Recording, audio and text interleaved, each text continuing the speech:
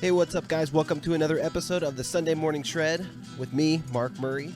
This is the show where every Sunday you wake up, you grab your coffee, head over to YouTube, and there's a brand new episode waiting for you every Sunday morning right when you get up. So usually I show you guys guitars on this show. Sometimes I have guests on. I do Q&As, and today we got a couple really cool guitars I'm going to show you. I just picked up a new LTD, and we got an LTD that came in from a customer for a refinish and a rebuild and all that. So really cool, unique model. I'll show you guys both of those. Then I want to talk a little bit about Dave Mustaine's new guitars from Gibson and Kramer. A lot of people have been talking about that. It's been super hot topic online, and I want to give my take on those. After that, we got a new segment where people send me videos and pictures of their guitars, custom guitars and whatever, modded guitars, and I'll play the videos, talk about their guitars a little bit. So if you want to have your guitar featured on the show, email them to me, like a short video, a minute or less, mark@guitarguts.com, and I'll include your guys' guitar on some of the next episodes. I don't know if I'm going to do this every single episode, but definitely a couple times a month at least, because it's super fun to see all the crazy creations you guys come up with. And then, of course, we're going to have a Q&A at the end. I got a bunch of questions from you guys through Instagram, and if you have questions you want me to answer on the next episode, of course, leave them down in the comments below. And if you come up with questions just about things as you're watching throughout the episode, leave them down below, and I'll try to answer them on some of the next week's episodes. So the first guitar here, let me grab this mic stand. I'm working with a different setup here. You have to bear with me a little bit. Okay, this first guitar is an LTD MH-1000. I actually have a couple of them. You can see them hanging back behind me. But this is one I just found on, I think, eBay. And it's got a kind of a scary little piece of damage on the back of it. Check it out. It's quilted maple top. A pair of EMG 8185s. Floyd Rose 1000 series trem. These are awesome. Okay. These are awesome guitars. If you've ever played one before, you know that they have really awesome necks. They're very thin, very comfortable, and neck-through guitars.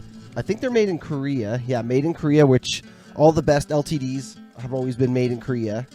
And I bought a couple of these things used over the last couple of years, and they just always blow me away. This one, though, it's a little scary. You can see it's got this crazy chip, look at that, along the back of the neck, crack.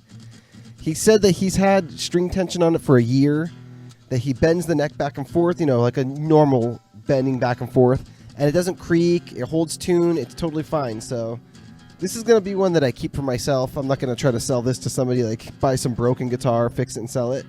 But I am going to refinish it. I'm going to sand it down and see what that looks like under the paint.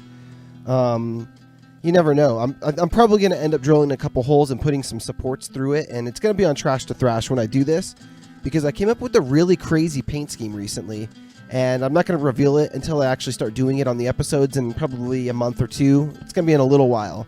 Got a lot of guitars to work on before I get to this one, but in my head I've been looking for something that I can do this, do this paint job on, and I was thinking, I've got a couple bolt-on Jacksons around here. I've got, actually I do have a nice Jackson Soloist that's going to be refinished soon on the show, but I don't know. I like the MH-1000s. They're like my favorite model I played in the last couple years, and I figured that, if that's my favorite guitar to play, why not keep my eye out for one of these things? This guy was selling it for like $400, and it came with the hard shell case. Like I said, the EMGs and the Floyd Rose, the Grover tuners, like it's got some really nice parts on it. And at $400, I was thinking, that's not bad. I think it might have been asking $450. Then he dropped the price down to like $415. So I shot him an offer on Reverb for $300 just to see what he would do, because I noticed he wasn't getting any bites. He's dropping his price. I figured, this is the time this guy wants to get rid of this thing and no one's buying it. So let's see if he'll take $300. And in my mind, $300, even if this guitar is junk, the case, the pickups, the Floyd Rose, the tuners, that's worth more than $300 in my opinion. So he countered me. We eventually went to $350. I got it for $350, but $350 for an MH-1000. And honestly, this thing plays great. I haven't plugged it in, but I know what they sound like. Even if there's something wrong with the electronics, hopefully the pickups work. But yeah, what a deal. It came in a beautiful case, beautiful ESP hard shell case, and nice find this week. Then over here, we've got another LTD. This is another made in Korea model, but it's much older. This one, it's got a metallic dark blue to it. I didn't even notice that. I thought it was black. It's a 1999 V250. So I've been talking a little bit about these old 90s LTDs on some of my Trash to Thrash and last week's Sunday Morning Shred episode, because I love these old 90s and early 2000s LTDs. The made in Korea models, they're just great guitars. And I was telling the story of when I used to go to the guitar shop every single Saturday. It was my routine. Get donuts, go to the guitar shop, look at all the new guitars. LTDs, when they first came out and were being sold in my area in around 98, I was like 11 years old. And I ended up buying, I had my choice. I got to buy an LTD. It was my birthday and Christmas combined from basically everybody in the whole family, plus all the extra cash I had. I think it was like $650 at the time. And I went with the M100 or M200 or M2 or whatever you want to call it. In 98, I don't think they were actually M100s at that time, but that's what I went with, the Kirk Hammett style one, because I wanted a Floyd Rose, and that's all I really cared about. I need something with a Floyd Rose, because I loved Kirk Hammett, loved Eddie Van Halen, and I needed to do dive bombs. You know, I had a Fender Squier Strat was my first guitar, and then I got a Les Paul. So after that, I was like, okay, I need something with a Floyd Rose. They had a V just like this, but this one actually does have the floating bridge, the Floyd Rose style bridge. The one I almost bought didn't, so that's what steered me away from it at the time. But you never really see these that often anymore.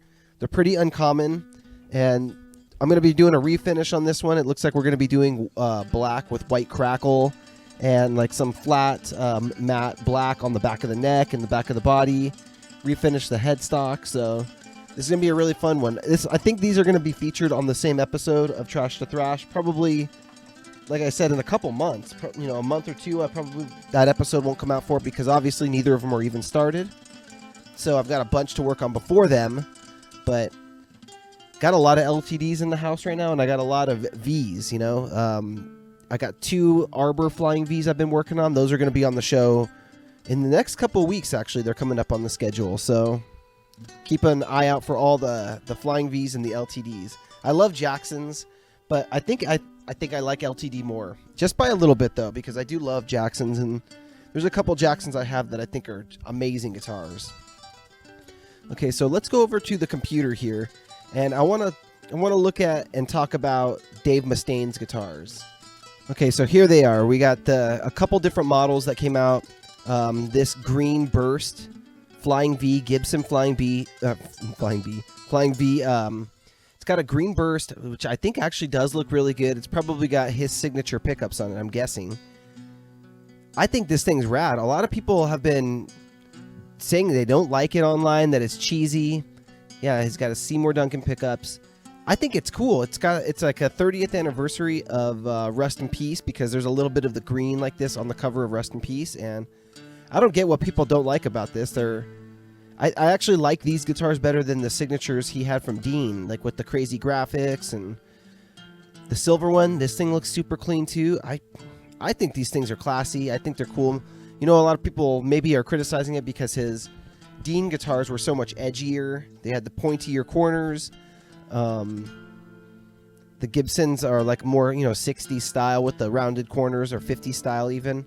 But I think they look awesome. And, he's an aging man. Like, he's, I don't know how old Dave Mustaine is. He's got to be 55, 60 years old, something like that.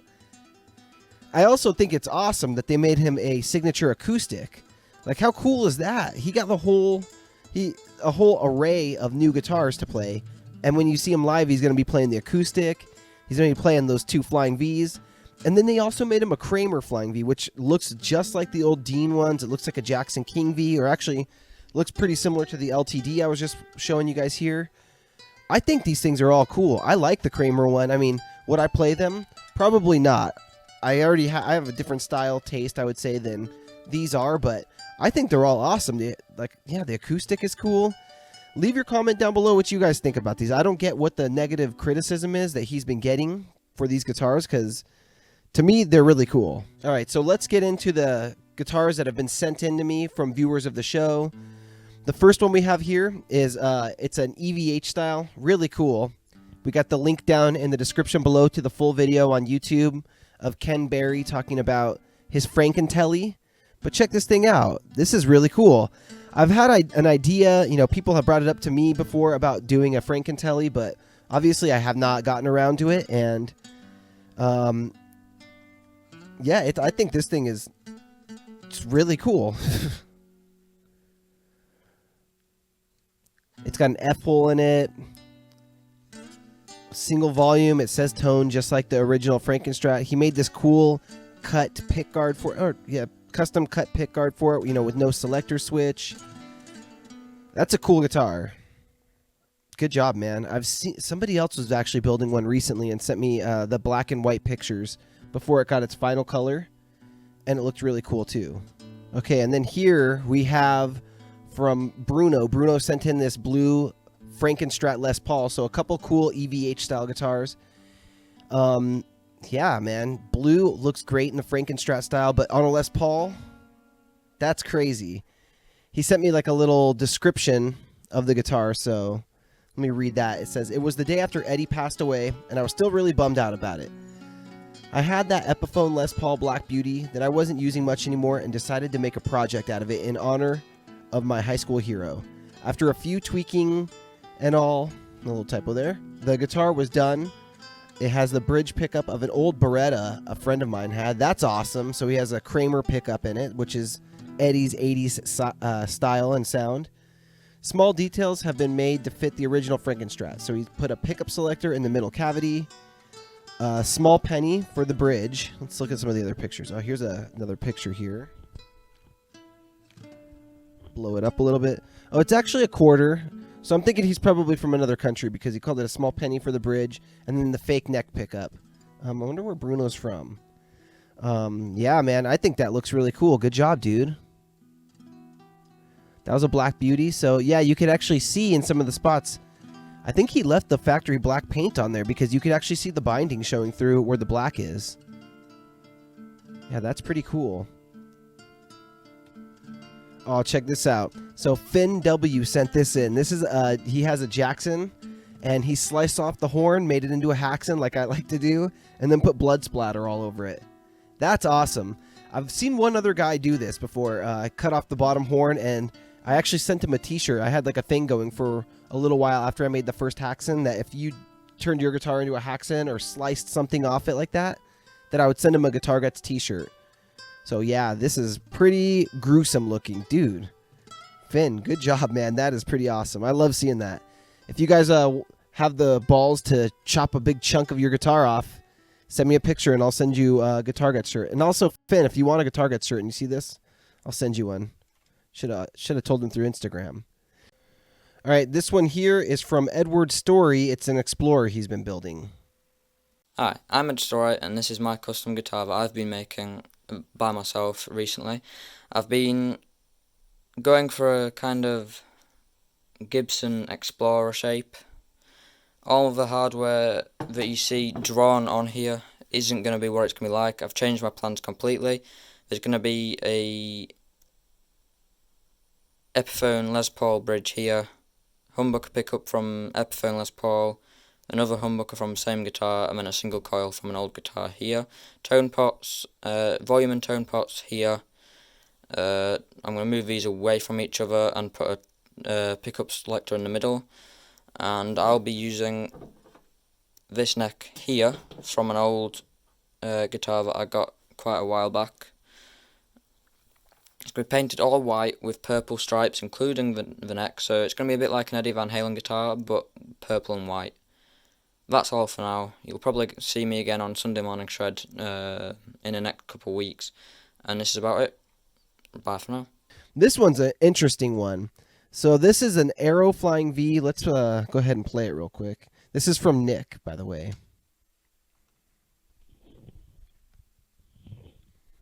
I'll read what he sent me. So basically, he's always wanted an ESP Aero, but couldn't afford to spend $5,000 on one. And this is like it's a 40th anniversary rusty iron Aero that he based it off. And he made this guitar for $600 instead of $5,000. He told me. So this is like a kind of like a copy or a replica of the rusty iron Aero. and those go for $5,000. I'm not familiar with that model, but it's a 40th anniversary model, and yeah, it looks like he might have got like either he filled that neck pickup slot or he started with like I think it's the black metal LTD model that only comes with the one humbucker in the bridge, and he sprayed it up with this black and gold texture that's really cool. He actually messaged me asking me if I knew any tips to get it to look more like the original. He did send me a close-up of the texture of the original rusty iron arrow. And I told him what you were doing there already looks pretty cool. I don't think I'm going to be able to improve much upon that because I've never done that. So that looked cool. He said that he used a series of sponges to kind of go back and forth and layer it. And he told me it's going to be loaded with a Seymour Duncan Mick Thompson blackout bridge pickup and a Floyd Rose equipped with a D-Tuna, a kill switch, Grover tuners, and strap locks. So very sweet guitar. I love arrows. I want an arrow one day. Probably because I love the MH-1000s. There's probably someday I'm probably going to get an Arrow 1000. They make the E2 models, which are pretty crazy. Okay, so what do we got here? We got Nico with a couple of Metallica guitars. Let's pull those up. Okay, he's got the Ouija case you could see. Let's see what's in there. Purple Ouija. Kirk Hammett signature guitar. Awesome. I love those. Purple Sparkle. Very short video. I wish you would have made that a little longer. And then what else do we got here? Another video from him here. He's got the baritone snakebite. Again, a really, really short video, but he sent me a picture of the snakebite. So those came with the purple quilted maple baritone guitars. That's pretty cool. Always wanted a snakebite also. Another cool LTD model that just haven't gotten around to yet. And there's actually a guy on eBay who sells snakebite bodies. And they're replicas. Obviously, they're not real. But I've always thought about getting one and doing some type of custom one. But right now, I've got a lot of guitars to build. So we'll get to that one day. This here is from Mechanic Beast. This is his Charvel. Sweet old school Charvel. I love those old classics. There was a time just like 15 years ago, you used to buy these things, be able to get them so much cheaper for like, $600 or something. And now you almost never even see them for sale. So cool guitar. And then this is his, what is it called? A Fox Barrington, which I've never heard of. He made this 5150 replica. Looks good to me, man. Good job on that. Next, we got Storm Robinson with his blue Kramer Pacer. So that thing is pretty cool. Got the maple neck, of course. The zebra pickup that's turned a little bit. The trem. It's a Beretta Special. Those are cool guitars. He included a video of him playing it. There we go.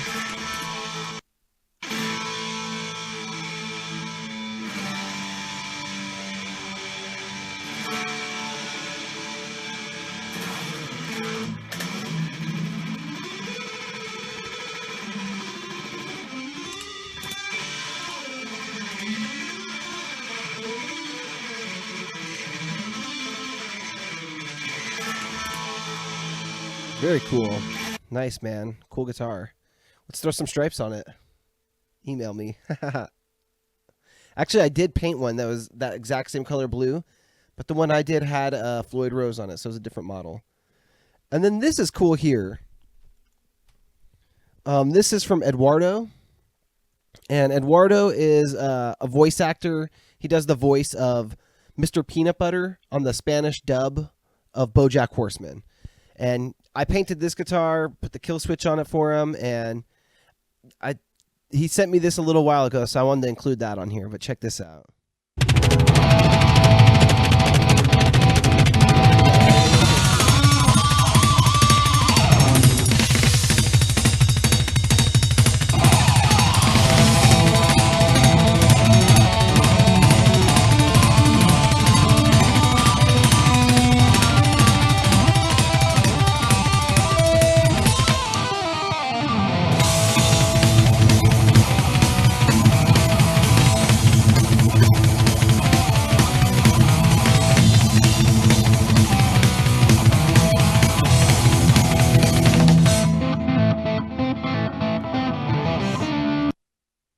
Awesome.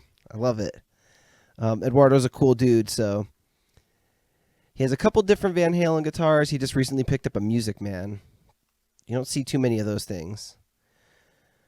All right, well, time to get into the questions here. Do you find Explorers have a bigger tone? That's from Paha Andy, depends where he's from, I guess, how you pronounce that. Do you find Explorers have a bigger tone? They do tend to have a huge tone, but it's mainly, I think, because a lot of them are made of mahogany bodies, mahogany necks, and that's a dense wood. Plus, the ones I play and the ones James Hetfield plays all have EMG pickups, which adds more tone. So it's the mahogany, the mass of the guitar, and the pickups that people have in them. There's a lot in them that contribute to having a big tone. But then again, I have a Gibson Flying V. It's with the stock pickups. And, it's all mahogany like that. It's got quite a bit of mass. That thing's got a beast tone, too. So, yeah, I do find they have a bigger tone. RM Fables Maine. What tool for cutting pieces out of a body to make a Haxon? I use a bandsaw. Just a big saw that you just run it right through. I don't do it that precisely when I do them. So, yeah, bandsaw. You could use a handsaw, like a regular hacksaw, of course, but... yeah, whatever you got. I mean, if you're going to chop a big chunk out, if you want it to look really good, you want to have a sander, too, to, finish it off and round out the corner because it's kind of uncomfortable to play on a guitar with, a blunt edge. Have you installed a battery box in a guitar before? Yeah, if you go back to the Rhodes episodes of Trash to Thrash, probably episode 5 and 6, I think, it shows me add the white Rhodes that I did with the red blood splatter. That one I added a battery box, and also the Alien Blood Rhodes. That one, I'm pretty sure I added a battery box in that one, too. It's actually kind of tough to add a battery box because the lip that hangs over the edge is very small.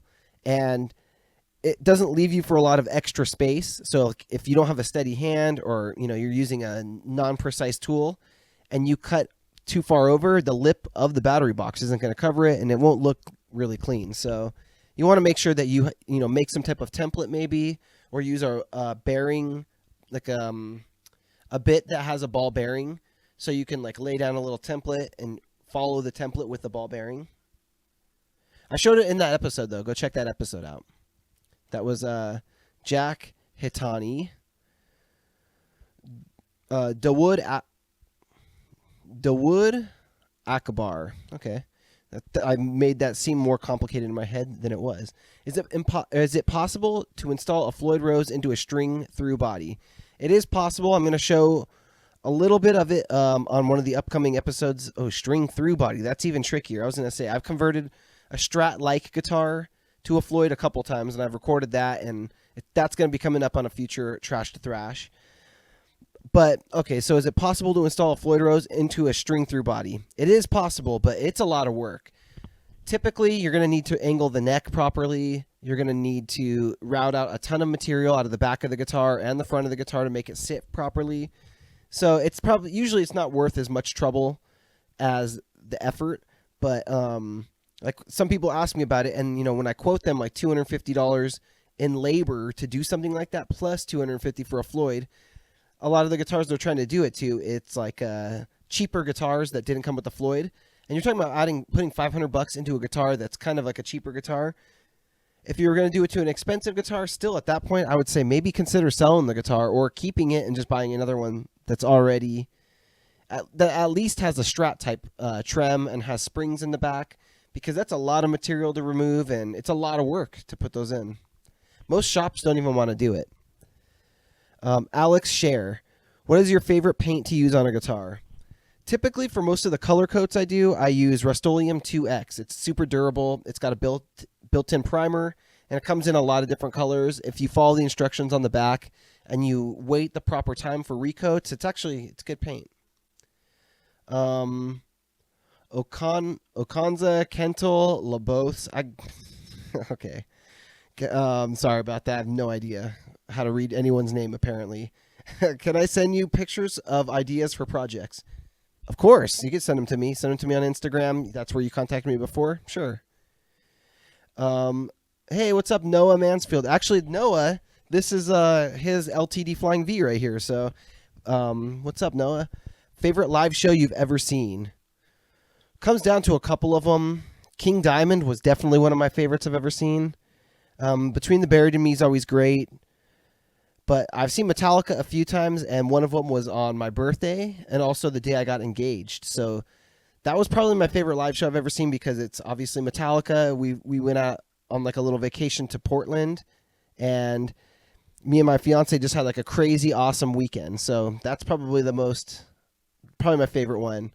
But as far as a spectacle, King Diamond was pretty insane. He had the whole set. He had like an actor on stage. That was really cool too. There's been a couple. There was another show I went to that was Between the Buried and Me, Sean, and what is it? Intervals. And dude, that was a killer show too. Just Pat Zero asked, "What do you think of Solar Guitars Ebony fretboards cracking?" You know, I heard about this recently, and I looked it up online, and their response was that the number of failures they have is comparable to a bigger company's number of failures, but it looks like they're deleting comments, and they're trying to hide it. I don't know if they're trying to hide it or not, but I don't know. I don't know what to think about that, to be honest. I don't have a lot of guitars that have cracked fingerboards, so that's a weird thing to me. I don't know. I don't like it. I'll say that for sure. I would consider, I'd have some questions if I was going to buy, are their guitars 2000? Are they 1500? They're expensive, I think. So I'd have some questions, I guess, but it's kind of weird that the company is sort of dodging it, not really answering it outright. And then Julian C. Can you submit a custom order such as what paint, pickups, hardware you want? I assume you're asking about my custom guitars. Yeah, absolutely. Send me an email, mark@guitarguts.com. All my contact information is down below in the description too. And write to me. We'll, if you don't have a full idea, we can kind of brainstorm together and come up with something that you'd really like. But yeah, absolutely. You can submit custom orders to me. And I'm actually in the process of setting up a CNC machine right now. And right now I'm just starting with other guitars and modifying them. So if you have a model in mind that's similar to what you want, then we can start with that. If you want something fully custom, they're going to probably be a little bit more expensive than starting with something that we're going to modify. But in the next couple months, there'll be some big announcements here on this show, on my Instagram, on Trash to Thrash, everywhere. I'll be talking about this new CNC machine. So that's it for this week. I appreciate you guys watching. Thanks for the questions. Thanks to everybody who sent in videos of their guitars. It was really cool to see those things. Let me know what you thought about the guitars down in the comments below. If you have other questions in general about them, about guitars, ask me down in the comments. I'll be happy to get to them in the next couple weeks. And as always, be sure to check out Trash to Thrash. It comes out every Thursday. Sunday morning shreds here every Sunday. Sometimes I have tech videos on Tuesdays with like pickup comparisons. So if you enjoyed this video and you're not a subscriber yet, hit that subscribe button. Remember, for all of you guys, hit the like button. Hit the notification bell to be notified whenever I put up new videos. It's usually 2 a week. Sometimes it's 3. So I appreciate you guys watching. And if you want a custom guitar for me, same thing. Send me an email, mark@guitarguts.com. I will talk to you guys soon, and I hope you all have a good week.